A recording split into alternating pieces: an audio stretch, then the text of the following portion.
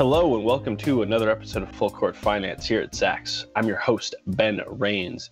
And today we're diving into 5 tech stocks that might be worth buying for the second half of 2020 that aren't in that FAANG group or Microsoft. So 5 of the not biggest tech stocks in the world right now. But before we get into everything, I want to say, remember, if you have any questions or episode suggestions, please feel free to shoot us an email over at podcast@zacks.com. Also, make sure to subscribe and leave a review wherever you listen to your podcasts. And make sure to check out our new zacks.com/promo page for a look into some of our services, portfolios, and more. All right, so before we jump into those stocks, I'd like to always start with a broader market overview to give people a better sense of what's going on. So the Dow last week fell about 3.3%, putting it on track for what could be a decline in June. The downturn came as coronavirus cases continue to spike in parts of the U.S., in the Southwest and the West. This includes Texas and California and Arizona and elsewhere. The numbers in the headlines are continuing to increase over the last several weeks as economies around the world start to reopen from their pandemic lockdowns. With that said, Wall Street, for the most part, has continued to look ahead to the eventual recovery for months, and some of the numbers indicate that the economy is headed in the right direction. But we did have Texas announce on Friday that the state's rolling back some of its reopening plans, and then more recently, Gavin Newsom decided to close bars in LA in 7 total counties in California. We also saw Disney postpone the reopening of its California amusement park, and Apple is deciding to close even more stores, including in the Houston area, where cases are becoming a little more common. And with all this, there's fears of a second lockdown that might remain or at least hover over the markets for a while. However, it does seem a bit unclear if there would be the political will to even attempt a second lockdown unless things get far worse. So with this in mind, stocks surged Monday morning on the back of what was better than expected pending home sales. So those pending home sales surged over 44% in May compared with April. This is according to the National Association of Realtors. That's the largest one-month jump in the history of the survey, which dates back to 2001. And it also beat expectations of what was expected to be around 15% gain. With that said, sales were still 5% lower compared with May 2019. But obviously, that's a good sign as people are diving back into the home market. It also could be a case of people getting outside of cities amid all of this coronavirus uncertainty. But either way, the Dow was up 1.6% and the S&P was up nearly 1% through 11 a.m. Eastern on Monday morning. So looking ahead, we then have consumer confidence data coming out on Tuesday, and then manufacturing data is due out on Wednesday. And then we have U.S. non-farm payroll data, both on a weekly and monthly basis. It's coming out this Thursday on our holiday shortened week for the markets. So pay close attention to that big data, but let's also not forget that the NASDAQ hit new highs just last week on the back of big gains from Apple and Amazon, Microsoft, and some other big tech players. So tech clearly still seems to be the place to be despite coronavirus concerns, especially as we in the market are expected to largely remain in don't fight the Fed mode, which could see stocks continue to climb. So with all of this in mind, we're going to jump into today's topic, which is 5 tech stocks to buy for the second half of 2020 that aren't in that FAANG/Microsoft group. And we're going to start with 2 of the bigger names of the 5 we look at today. So starting with Adobe, it might not be the biggest name in tech, but its various cloud-based creative software offerings are considered, or are at least often considered, irreplaceable by many of its users and are sold on a subscription basis for individuals, businesses, schools, and anything else in between. And its suite of creative and design software includes Photoshop, Illustrator, Lightroom, and many others, and it bundles its packages, and its Creative Cloud offering can kind of be viewed in a similar light to Microsoft's Office suite. The firm has also boosted its business-focused platforms and solutions for marketing, commerce, and more. And let's also not forget its PDF business and its e-signature space. So if we look back the company topped our Q2 fiscal 2020 estimates on June 11th, with sales up 14% for the period ended on May 29th, with its adjusted earnings up about 34%. So more specifically, its digital media division jumped 18%, which was its largest growth. And we should also note that it bought back roughly 2.6 million shares during the quarter at a time when the likes of AT&T and other big names have put a halt to their programs. And on a broader outlook, the company's CEO noted that a, quote, tectonic shift in what he said was all things digital across our customer segments globally will continue to serve as a tailwind for our growth going forward. So with this in mind, the company's stock price has been up since its Q2 report. This is part of a larger climb in 2020 that has seen it hit multiple new highs. The stock has now, over a longer term, outpaced the likes of Netflix and Apple in the last 3 years. And then if we look ahead, our current Zacks estimates called for its revenue to jump about 14% in 2020 and another 15% in fiscal 2021, which would stretch its streak to double-digit sales growth to 7 years for Adobe. So 7 years of double-digit sales growth if it reaches those 14% this year and another 15% next year benchmarks. So with this in mind, its adjusted earnings are expected to jump 24% this year and another 13% in fiscal 2021. Adobe also sports a B grade for growth and an A for momentum in our style score system, and it is currently a Zacks rank number 3 hold that longer term investors might really want to consider for its ability to expand within not only the cloud software space as a whole, but within a nice niche it's carved out for itself within that cloud software space for those creative sides that often find their services pretty irreplaceable. So with this in mind, Adobe stock is up about 30% in 2020 and 75% in the last 2 years. So some solid near-term gains and longer-term gains as well. So now we're going to go ahead and take a look at Nvidia, which trades under the ticker NVDA.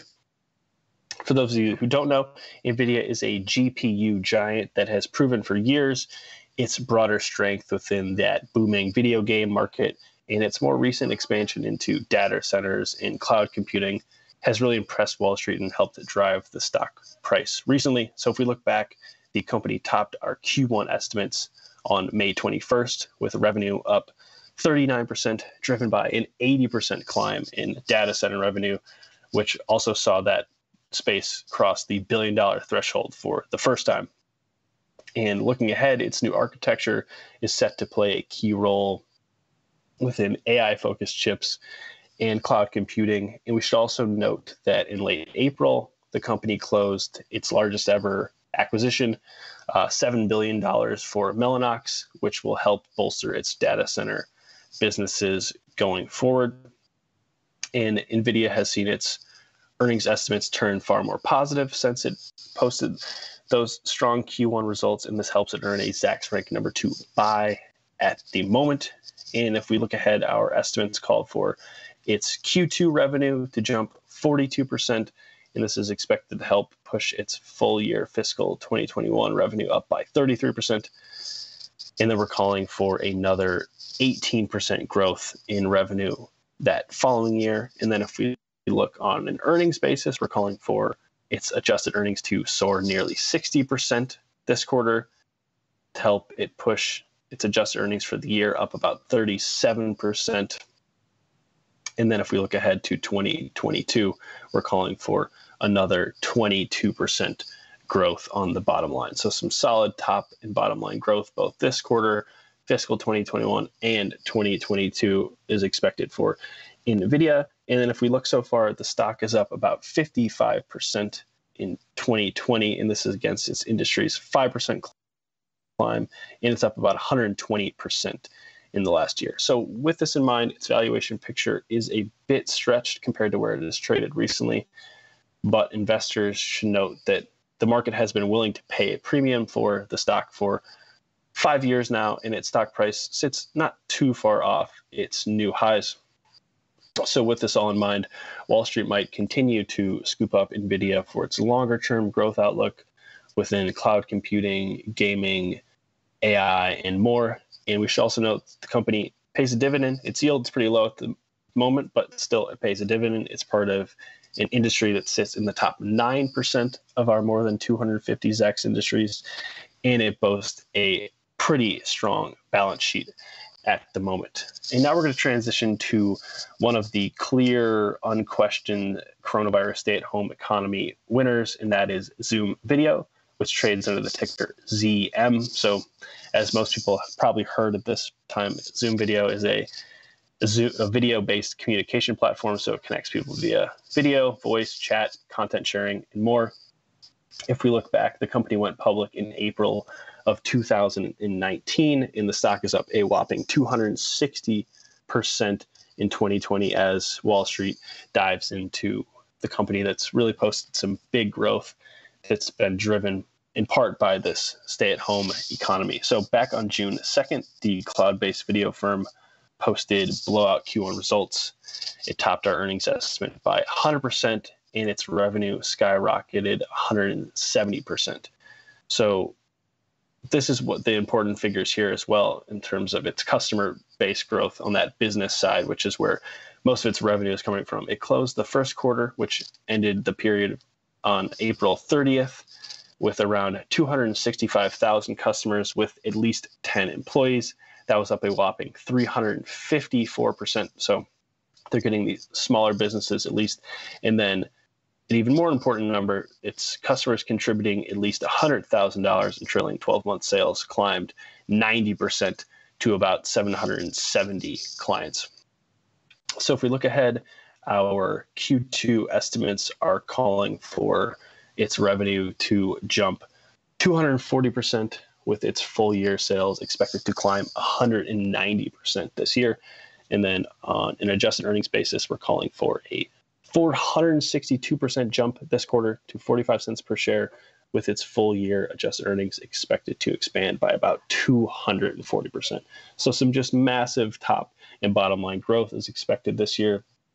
It's also seen its earnings revisions continue to trend in the right direction following its latest earnings release. This helps it earn a Zacks rank #1 strong buy at the moment. The company is also part of a highly ranked Zacks industry, and investors might think kind of in general that it's a little too late to jump into the surging Zoom stock, but people have been saying that for several months now.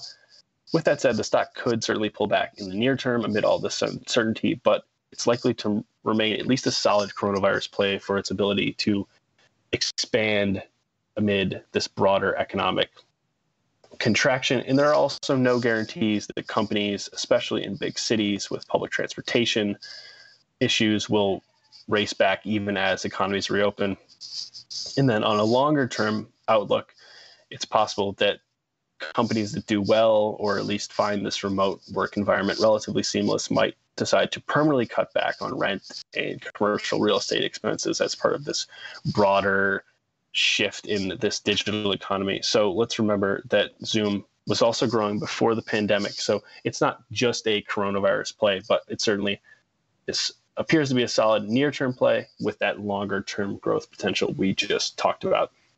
And now we're going to move on to Datadog, which trades under the ticker DDOG. The company is a cloud software firm that enables its clients to monitor the performance of their own databases, servers, apps, networks, and much more, which is a key thing amid our big data age. The company's cloud-based offerings have become pretty attractive to some well-known clients. This includes Deloitte, FedEx, Peloton, and it continues to attract larger customers, which, like Zoom, is very key. So the company closed its first quarter with 960 customers with an annual recurring revenue of at least $100,000 or higher. This was up 90% from the year ago period. The company also topped our estimates on both the top and bottom line. So the company topped our Q1 2020 earnings estimates on May 11th, with revenue up about 87%. And the company also noted that this crisis talk about the coronavirus crisis, has really demonstrated a need for people to be all in on that digital first strategy. So he thinks it's reaffirmed their longer term growth outlook. In the monitoring and analytics platforms looking ahead, our estimates call for its 2020 revenue to surge about 55% to $562 million. And this is based on our current Zacks estimates. And this would come on top of 83% sales growth last year. It's also expected to swing from a small adjusted loss of 1 cent per share to positive 3 cents per share this year, and then post another slight earnings growth in 2021. And its longer-term earnings revision positivity helps it earn a Zacks rank number 2 buy at the moment. And the company also boasts a B grade for growth and momentum in our style score system, and is part of a highly ranked Zacks industry. We've also recently fallen in love with Datadog's story and its ability to expand during the current market conditions. So the stock is up about 180% since mid-March, which actually blows away its stay-at-home standout that we just talked about, Zoom. That Zoom's up 130% over the stretch compared to Datadog's 180% growth. So some solid growth for Datadog. And now we're going to close it out by taking a look at Chegg, which trades under the ticker CHGG. The company started as an online textbook hub for college students, which was a solid market to be within that broader online book market that Amazon has kind of dominated in recent years. So it still sells discounted textbooks, but these days it's really expanded its portfolio to be what it calls a direct to student learning platform. So really digital learning. This includes online tutors, test prep, and much more. And management expects the pandemic will boost its already growing digital learning platform. So if we look back to its Q1 remarks, CEO Dan Rosenwig said, our belief is that in every industry, a crisis often accelerates the inevitable, and that is what we see happening in higher education. So with this in mind, the company's Q1 revenue jumped 35%, with services sales up 33%. And then if we look ahead, the company said at the time that it was projecting its Q2 subscriber growth to be greater than 45%. And if we look ahead, Chegg's fiscal 2020 sales are expected to climb 35%, which would top last year's 28% growth. And then this is expected to be followed up by another 23% growth that next year. And its adjusted earnings are also expected to jump about 33%, and then another 22% that next year. Like a few of the stocks on this list, it is a Zacks ranked number 1 strong buy right now. It also rocks an A grade for growth, and its stock is up pretty big in 2020. And also, this is including that big mid-March surge that the whole market has seen, including some of these big tech names and big growth tech names. And we should also note that the digital learning firm recently announced a $500 million stock buyback program, which, as we mentioned earlier, the likes of AT&T and other big names have halted their repurchase program. So it shows that Chegg might think its stock is still undervalued, and it also shows its broader strength amid this larger uncertainty. And the stock is now up 740% over the last 5 years. And it certainly looks like a solid near-term play amid this coronavirus uncertainty, where schools might not all race back to start this upcoming fall. And then it's also a longer-term bet on schools looking different over the long run as costs rise, student debt goes out of control, and maybe people look for more of these digital-focused options. So those are the 5 stocks we looked at today. And before we close out, I want to just take a broader look over the last 6 months and the last year of these 5 stocks and how they compared to the broader market. So if we look over the last year, Zoom has been the winner of these 5 stocks. It's up 180%, with Datadog next at 130%, even though it's not even been public for a year. But since it's gone public, it's been up about 130%. And then we have Nvidia, followed by Chegg and Adobe as the slowest growth player there. But it's also a much larger company, and they've all easily outpaced that broader tech market, which is up about 20% during that stretch. And then these trends continue in 2020. So over the last 6 months, Zoom is up 100 or 260%.